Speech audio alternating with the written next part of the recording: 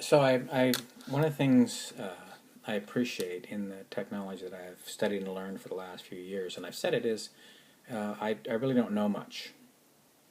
You don't know if to know that you don't know is the beginning. It says Lao Tzu, or it's the best, or it's simple. And I've said it for years. I know that I don't know much. I look out at life and I'm relatively curious about it.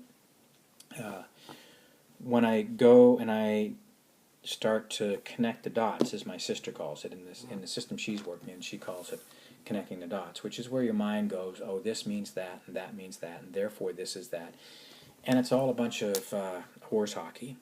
Quite frankly, it's so. I think one of the things that really assisted me going into this Zen Buddhist retreat was the fact that I knew that I didn't know, and I didn't know how to meditate. And when they told me to just sit and look for the answer, I could sit and just look for the answer. I didn't have a script that I had to do or anything that I had to follow. I would find myself doing some of the mantras that I'd learned over the years, or I would find myself doing Buddhist prayers, and then I had the discipline to say, no, that's not what I've been asked to do. What I've been asked to do is find the answer. And the interesting thing was just the number of synchronicities that happened within the context of this entire event. My roommate, who I spent some time with because I spent so much time in this meditative hall, I couldn't really get out of it. I don't know why. I just was intent on being in there and getting the job done that they asked me to get done. Is a Canadian. I'd met him on the bus trip there, and then somehow we ended up in the same room together, Alan. And it's actually his apartment that he's let us rent, which is so unsold.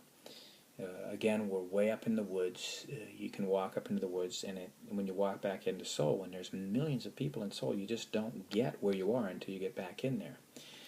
But we came up to look at the apartment earlier this week and met his girlfriend, a Korean girl, beautiful gal.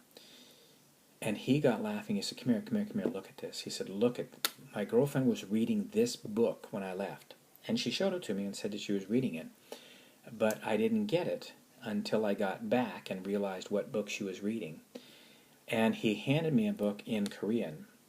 And on the back of it is the author. And the author is this young Korean monk who translated for us all week. His girlfriend was reading this book, had just picked it up from the bookstore. It's a national bestseller here in Korea. She picked it up and started reading it, not knowing that he was going to be translating at this Buddhist center. And it just added to kind of the synchronicities. Alan fortunately worked very, very hard and had a great experience. I didn't really get a chance to talk to him about it. Again, I did talk to Nicole. I want her to talk to y'all about it. But he got it.